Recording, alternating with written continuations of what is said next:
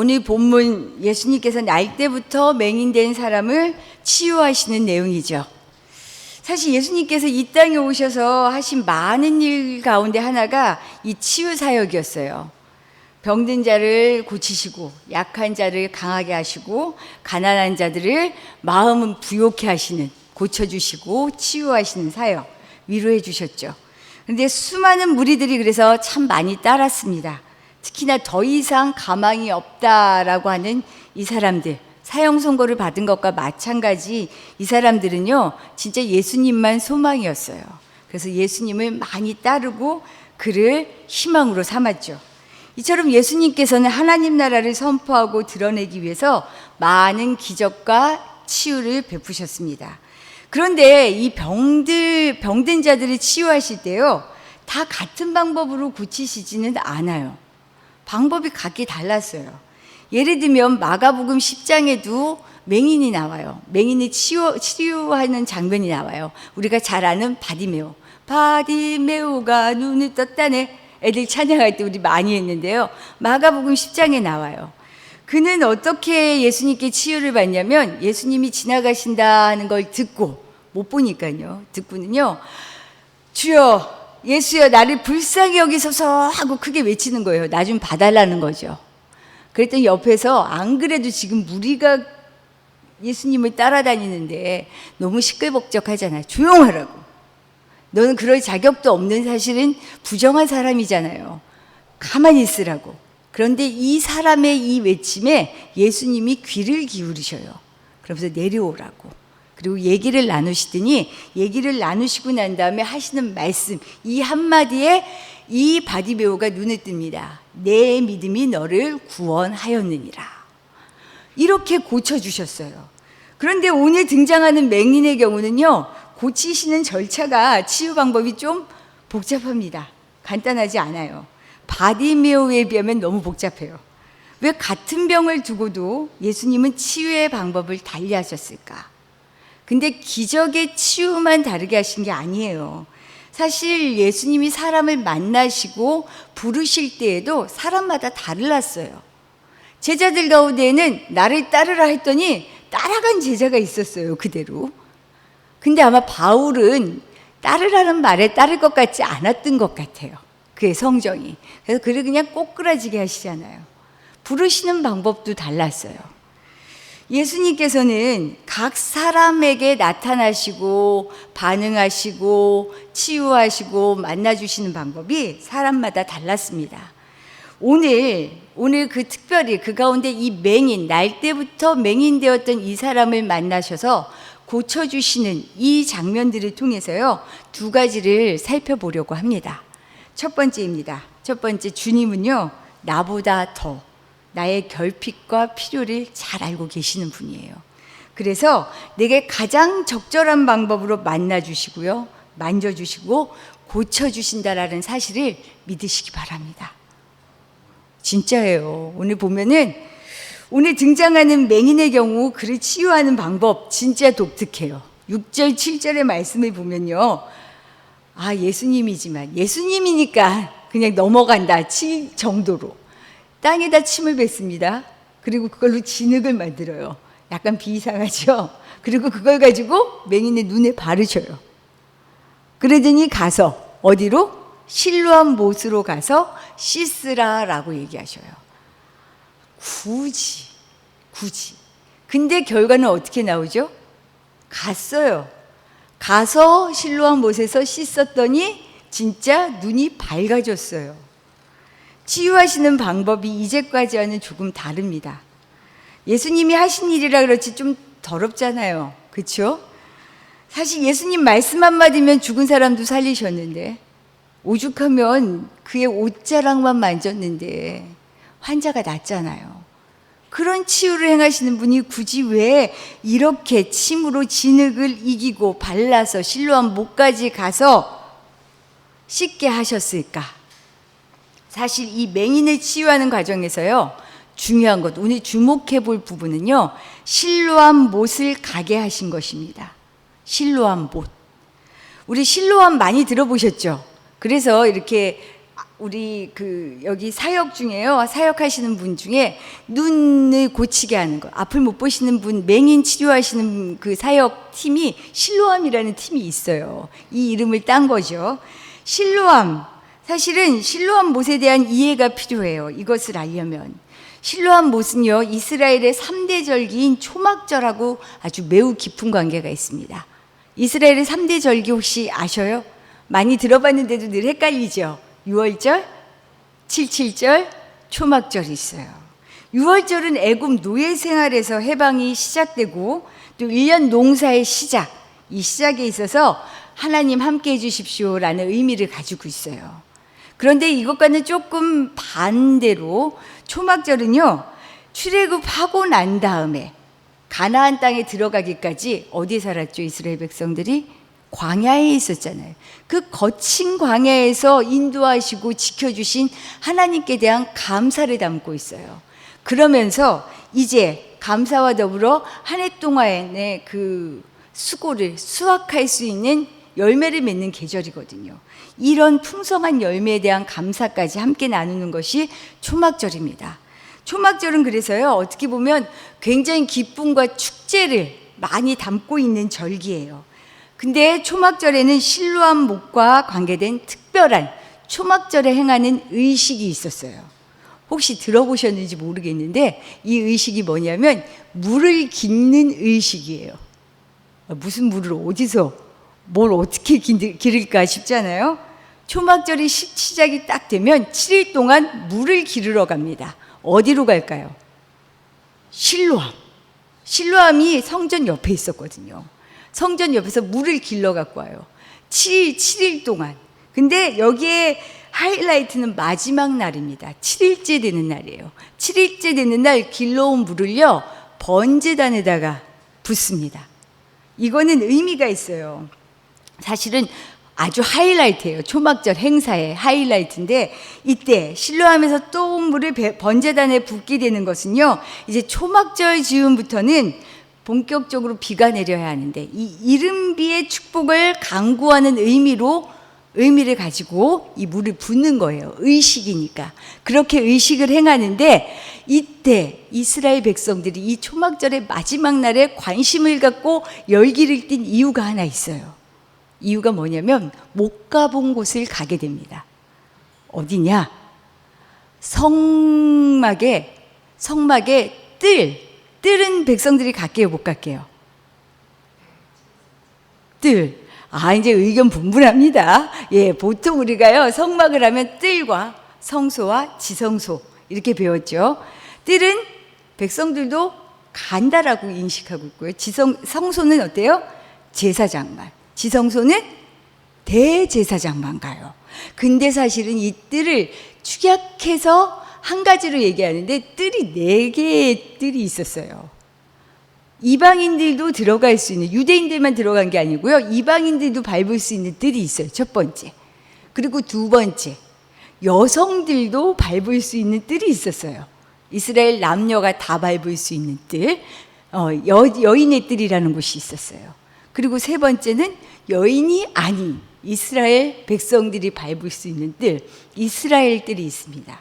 그리고 네 번째가 번제단과 물두멍이 있는 제사장의 뜰이에요. 여기는 제사장만 밟을 수 있는 곳인데, 번제단에 물을 부으니 어때요? 온 이스라엘 백성들이 이날은 제사장의 뜰을 밟을 수 있는 거예요. 신나죠? 얼마나 우리 못 가본 곳에 가본다. 신나잖아요. 그리고 성전에 대한 기대와 얼마나 관심들이 많아요. 근데 그곳을 갈 수 있으니 얼마나 좋아요. 아주 유일한 기회였기 때문에 정말 기쁨과 축제의 날이었어요. 이런 온 유대인들이 즐기고 함께 즐거워하는 절기, 이 초막절에 이 기쁨의 잔치. 그런데요, 항상 인생은 아이러니입니다. 온 유대가 함께 참여하는 이 날에 참여할 수 없는 사람이 있어요. 예외가 있어요. 누가 못 밟을까요? 죄인이라고 불리는, 그 죄인 중 구체적으로 얘기하면 오늘 등장하는 맹인, 장애를 가지고 있는 이들, 이들은 부정한 사람들이에요. 부정한 사람들. 장애를 갖고 있는 이들이 나중에 앞에도 오늘 본문에서 얘기하지만 누구의 죄 때문입니까? 라고 물어보잖아요. 이미 죄인이라는 게 전제로 되어 있어요. 이들은 모든 유대인들이 참여하는 이 축제에서 예외가 되어진 사람들입니다. 근데 오늘 이들의 장애는 부정한 것으로 취급되어 갈 수 없는 이곳에 그들은 성전에 출입하는 것이 엄격하게 금지되어 있는 이곳에 예수님께서 그를 치유하시면서 실로암 못에 가게 하시는 거예요. 예수님께서 굳이 침을 뱉으셨잖아요. 침을 뱉으셨죠. 진흙을 만드셨죠. 이걸 눈에 바르셨어요. 이럴 때는 이걸 씻어야 해요. 그러면서 가라고 하신 곳이 실로암 못이에요. 근데 왜 실로암 못으로 가라고 했을까?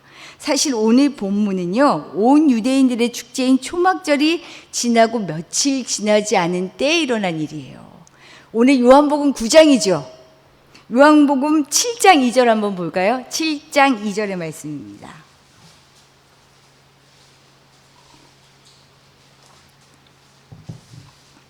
요한복음 7장 2절 같이 읽어볼까요? 유대인의 명절인 초막절이 가까운지라. 7, 8장이 이 초막절하고 관련된 7장, 이제 8장에서는 가늠한 여인의 이야기가 나오지만 초막절이 가까웠을 때, 그리고 이제 뒷부분으로 가면요, 초막절의 마지막 날까지 같이 이야기가 돼요. 그리고 37절, 38절을 보면요, 시작이 이래요. 명절 끝날, 곧 큰 날에, 명절 끝날, 초막절의 7번째 마지막 날에 해당해요. 이때가 어떻게 해요? 실로암에서 길어온 물을 번제단에 붓는 날이잖아요. 이때 예수께서 서서 외쳐 이르시되, 이 유명한 말씀이 나오거든요. 누구든지 목마르거든 내게로 와서 마시라. 나를 믿는 자는 성경에 이른 것 같이 그 배에서 생수의 강이 흘러나오리라. 사실 예수님이요, 말씀하실 때 그냥 말씀만 턱 하신 게 아니에요. 이 초막절 의식, 생수의 강과 같은 실로암 못에서 가지고 온 물을 붓고 난 다음에 부을 때 이 말씀을 하셨으니 얼마나 생생하게 유대인들이, 이스라엘 백성들이, 그 많은 무리들이 들었을까 싶은 생각이 들어요. 그리고 나서 이 말씀이 초막절이 지나고 얼마 되지 않는 다음 9장으로 이어지는 겁니다. 온 유대 공동체가 성전을 중심으로 기쁨과 축복의 축제를 치른 지 얼마 지나지 않은 이 시점, 그러나 가장 큰 축제의 날 이 맹인은 소외되었습니다. 가장 큰 축제의 날 이 맹인은 가장 외로웠습니다. 우리 명절 때면 기도하잖아요. 이런 때 가족 없는 사람들을. 날이 추워지면 기도하잖아요. 갈 곳 없는 사람들을. 모두가 행복한 이때, 우리가 한 공동체하고 즐거워하는 이때, 소외된 사람이 바로 이 맹인, 부정한 사람이었어요. 부정한 사람을 다른 말로 하면요, 제가 그냥 바꿔봤습니다. 골치 아픈 사람. 그렇지 않을까요? 유대 사회에서 부정한 사람과 가까이 하면 나도 부정해진다 그러잖아요. 같이 있기 곤란한, 골치 아픈 존재예요. 부정한 이들이 소외당하는 건 당연한 결과였습니다. 그런데 예수님께서 이 부정한 사람에게 진흙을 이겨 눈에 정성껏 침을 뱉어서 정성껏 진흙을 발라주십니다. 그를 만져주셔요. 그러더니 그렇게 가고 싶었는데, 그렇게 하고 싶었는데 실로암 못으로 가라. 지금이라도 가. 해보고 싶었지. 너무 외로웠지. 힘들었지. 너만 사람 아닌 것 같았지. 가라고 얘기하셔요. 갔던 그곳에서 그 물로 눈을 씻자 진짜 눈이 밝아지는 거예요. 놀라운 일이 일어나죠.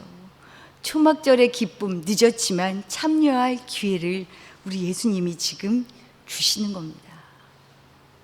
예수님은 같은 병자를 치유하시면서도요, 각 사람의 상황과 처지, 아픔과 환경 하나하나를 세심하게 보고 계셔요. 그리고 그 필요에 따라 고쳐주십니다. 그러니 어디 몸만 낫겠어요? 마음이 먼저 낫지요. 사랑을 느끼면요, 그 세심함을 느끼면요, 몸은 후속으로 따라와요. 마음이 회복되는 거예요. 예수님의 진심이, 예수님의 세심한 사랑이 느껴지니 영육이 강건해지는 온전한 치유의 사역이 일어나는 겁니다. 치유의 역사가 일어나는 거죠. 그럼 제가 물어볼게요. 이런 주님의 사랑이 내 안에 느껴지세요? 누려지세요? 말씀을 들으면서, 기도하면서, 사람들을 만나면서 나를 향한 이런 주님의 세심한 사랑이 누려지세요? 만약 누려지지 않는다면 이 말에 한번 주목해 보시기 바랍니다. 제가 어저께 어느 선배님의 글을 읽었어요. 짤막한 글이에요. 행복은 행복한 상황이 주는 것이 아닙니다. 행복은 행복할 줄 아는 사람의 것입니다. 맞을까요? 행복은 상황이 주는 것이 아니고요. 행복은 행복할 줄 아는 사람의 것이랍니다. 그러면서 뒤에 빌립보서 4장 12절에서 13절의 말씀을 적어 놓으셨더라고요. 우리 많이 하는 말이잖아요. 나는 비천에 처할 줄도 알고 풍부에 처할 줄도 알아. 땡땡땡땡 점점 하고 뒤에 이 말이 저는 일체의 비결을 배웠노라. 이 비결 좀 배울 수 없을까? 욕심이 나더라고요.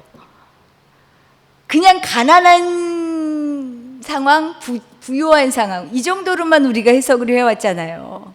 그런데 행복에 대해서 이 말을 하는데, 진짜 망치로 딱 얻어맞는 느낌이 들었어요. 그렇지. 내가 지금 행복한가? 행복할 줄 아는 사람인가? 내가 늘 상황만 얘기한 거 아닌가? 여러 가지 생각이 드는데, 바울의 이 고백이, 나는 비천에 처할 줄도 알고 풍부에 처할 줄도 아노니 일체의 비결을 그리스도 안에서 배웠노라. 그러면서 그 뒤에 나온 말씀이 뭔지 아세요? 내게 능력 주시는 자 안에서 내가 모든 것을 할 수 있느니라. 이 말을 껴맞춘 게 아니에요. 내 일 잘 되게 하려고 껴맞춘 말씀이 아니고요. 일체의 비결, 내가 행복할 수 있는 것도, 내가 치유를 받을 수 있는 것도, 주님의 사랑을 누릴 수 있는 것도 누릴 만한 사람이 돼야 누린다는 거예요. 일체의 비결을 배웠노라. 내게 능력 주시는 자 안에서 내가 모든 것을 할 수 있느니라. 어찌나 이 말씀이 도전이 되는지요. 제가 마음에 막 계속 품고 있었어요. 하나님은 이미 우리의 필요를 알고 가장 세심하게 우리를 이끌고 계십니다. 이 주님의 이끄심을 느끼며 나를 고치시고 세우시는 그 치유의 그 사랑을 아는 사람, 이 사람이 행복할 줄 아는 사람입니다. 이 사람이 믿음으로 살 줄 아는 사람입니다. 우리 행복할 줄 아는 사람 되시기를 바랍니다. 믿음으로 살 줄 아는 사람 되시기를 바랍니다. 사랑하며 살 줄 아는 사람 되기를 축복합니다.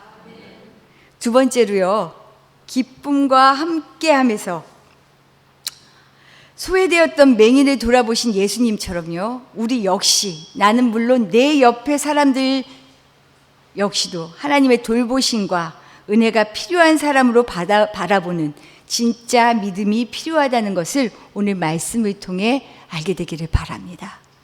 나도 포함돼요. 나도. 그리고 내 옆에 사람도 주님의 은혜가 아니면 살아갈 수 없습니다 라고 하는 은혜를 필요로 하는 사람이라는 것을 바라보는 그런 믿음을 갖게 되기를 바랍니다. 오늘 본문에 보면 예수님을 제외하고는요, 다른 사람들, 여긴 제자들도 포함됩니다. 이들은 나면서부터 맹인된 자를 보는 그 마음과 관심, 관점이요, 확연히 예수님과 달랐어요. 2절 말씀 한번 볼까요? 2절 말씀입니다. 제자들이 예수님께 물어보는 말씀이에요. 우리 같이 한번 읽어볼까요? 이 사람이 맹인으로 난 것이 누구의 죄로 인함이니까? 자기니까? 그의 부모니까? 제자들이 물어본 거예요. 이러면 정말 무서워요. 이렇게 제자들도, 예수님과 살았던 제자들이 이러면 목사인 저로서는요, 이게 그런 얘기 같아요. 제자들도 이러고 있어요. 예수님의 제자들마저도 맹인은 죄로 인한 것이다라고 하는, 부정한 인생이다라고 하는, 어떤 동정이나 사랑을 받을 가치와 자격이 없다라고 하는 것에 이미 전제를 깔고 있는 거죠. 누구 죄 때문이에요? 자기 죄예요? 부모님 죄예요?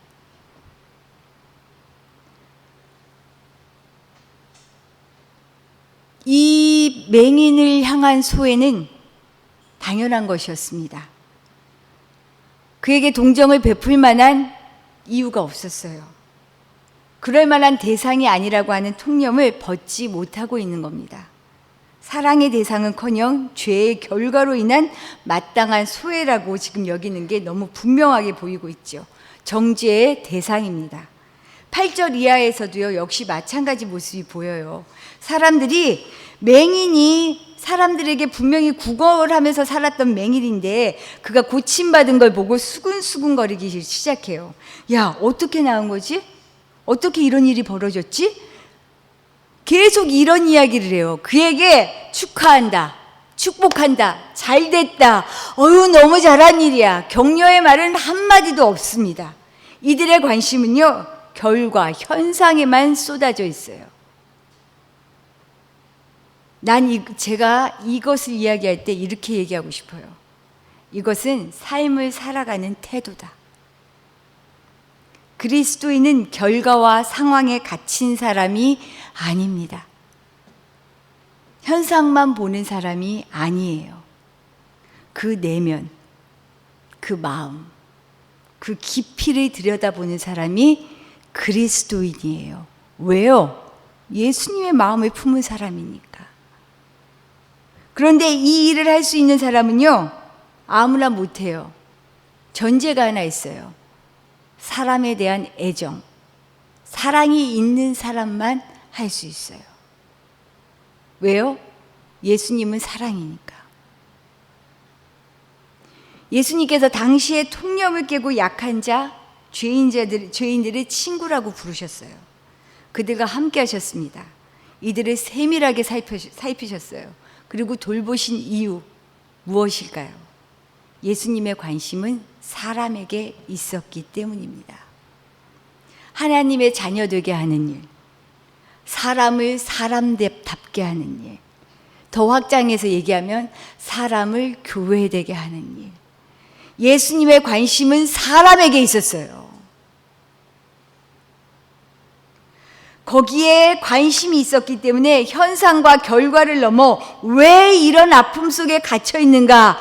왜 이 사람이 이럴 수밖에 없는가? 왜 이 사람은 이런 말을 하는가? 왜 이 사람은 이런 행동을 하는가? 그 너머를 볼 수 있다는 거죠. 이걸 볼 수 있는 사람은요, 안에 사랑이 없으면 할 수 없습니다. 사람에 대한 관심이 없으면 할 수 없어요. 아픔과 어려움을 만날 때 결과에 집착하고 거기에 매여서 후회하고 낙담만 하고 있는 것, 이것과 왜 내게 이런 아픔이 일어났을까? 왜 내게 이런 어려움이 있는 걸까? 나를 돌아보며 나를 다시금 세우고자 하는 것, 이런 자세는 아주 확연히 달라집니다. 타인을 향해서도요, 과연 함부로 내가 이들의 아픔과 어려움에 돌을 던질 수 있는 사람인지, 하나님의 눈이 아니라 정죄의 눈으로 사람을 향해서 사랑을 잃어버린 채로 그냥 그 사람을 대하고 있는 것은 아닌지 돌아볼 수 있는 시간 되기를 바랍니다. 사랑이 없는 비판, 사랑이 없는 외침, 아무것도 아닙니다. 아무런 변화를 일으킬 수 없습니다. 나일 때부터 볼 수 없던 맹인, 그는 태어난 것만으로도 이미 죄인이었습니다. 죄인으로 낙인 찍혔습니다. 앞을 볼 수 없다는 아픔, 이거는 생각해 볼 겨를조차 없이 죄인이라는 열등감까지 가지고 살아야 했습니다. 예수님은 이런 아픔을 가진 약한 자들에게 친히 섬세하게 찾아와 그 몸과 마음을 살아나게 하신 분이에요. 예수님은 사랑 때문에 우리를 찾아오셨습니다. 그리고 그 사랑 때문에 우리를 만나시고 치유하셔서 새롭게 하시는 그 일관된 하나의 목적을 가지고 우리에게 오셨습니다. 예수님의 치유 이미 내 안에, 우리 안에 일어났습니다. 일어나고 있습니다. 치유를 느끼고 행복할 줄 아는 사람, 그 사람은 그 치유를 경험합니다. 우리 역시 예수님처럼 사랑으로 나아가며 살아갈 수 있는 이런 진짜 복된 인생 될 수 있기를 축복합니다.